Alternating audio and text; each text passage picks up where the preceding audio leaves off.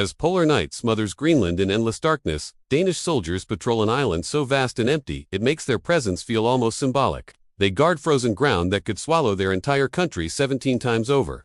Behind closed doors, the unthinkable orders circulate. Fire first if American forces arrive. It's a command that sounds defiant but reeks of panic because Europe knows something it refuses to admit out loud. This isn't a standoff between equals, it's a collision between reality and illusion. While European leaders rush to microphones, warning that any American move would fracture NATO and destabilize the world order, the truth beneath their speeches is brutally simple. If the United States decides Greenland is non-negotiable, no army on Earth can stop it, and that is why every plan to resist will collapse, not in flames or glory, but in quiet surrender dressed up as diplomacy. The gap in power between America and Denmark is so extreme, it borders on the absurd. Think about it. The United States sits alone at the top of global military rankings, while Denmark trails far, far behind. We're talking about a nation with barely 100 aircraft facing a superpower that commands the sky with thousands. A few dozen tanks facing thousands of armored leviathans. A navy without a single submarine staring down carrier strike groups that redefine the very meaning of force projection. And when numbers turn into consequences, they become merciless. A single American carrier group carries more combat power than Denmark's entire military combined. So when Danish officials speak of resistance, they aren't outlining a strategy. They are narrating a sacrifice, hoping symbolism can substitute for strength.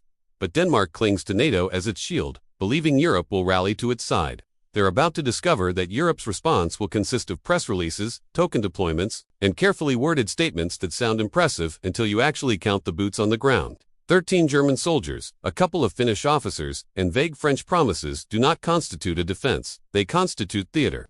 Even if Europe wanted to fight, it physically cannot move serious force to Greenland. The island is isolated, and any path there runs through American-controlled seas, skies, and logistics networks. To make matters worse for any would-be defenders, the U.S. already has a permanent military presence on the island at Thule Air Base. Any confrontation would begin with the United States already inside the perimeter. This is why European capitals speak loudly but act softly. They need Washington far more than they need Copenhagen, especially while Ukraine bleeds, surviving only through American weapons, intelligence, and supply chains. If forced to choose, Europe will quietly discard Greenland like a used bargaining chip. Some will argue that international law is a shield, but history exposes that comfort as a fantasy. Global institutions don't stop superpowers when their core interests are at stake. They just document events after the fact. Remember when America seized a foreign head of state in a lightning operation?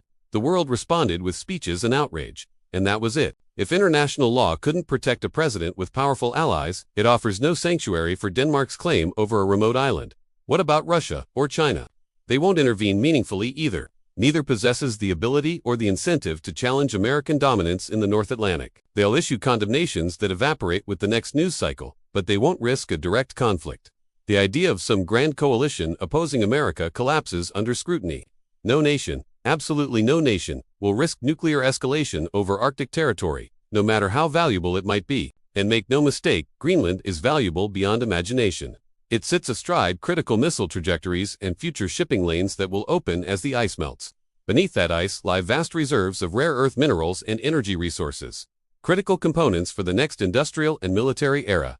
Greenland isn't just land, it's leverage. The United States has understood this for over a century, repeatedly attempting to acquire the island while also defending it for decades, as Denmark benefited. All this time, the Greenlanders themselves have endured colonial policies that have stripped Copenhagen of any moral credibility. Today, most Greenlanders want independence and opportunity, not lectures and subsidies from a distant European capital. Their voice in this matters, because power isn't only measured in weapons, but in outcomes, and the outcome here is unavoidable.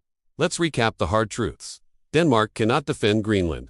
Europe will not fight for it. International institutions cannot stop a determined superpower. America's rivals will not challenge it. The only question remaining is whether Denmark negotiates from the shrinking space it still occupies, or clings to defiance until its leverage disappears entirely.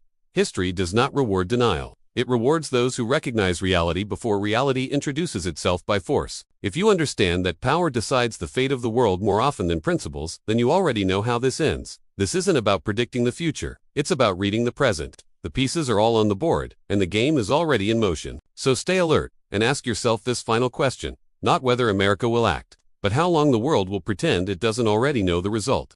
Thanks for watching, and if you want to keep exploring the forces that shape our world, make sure to subscribe.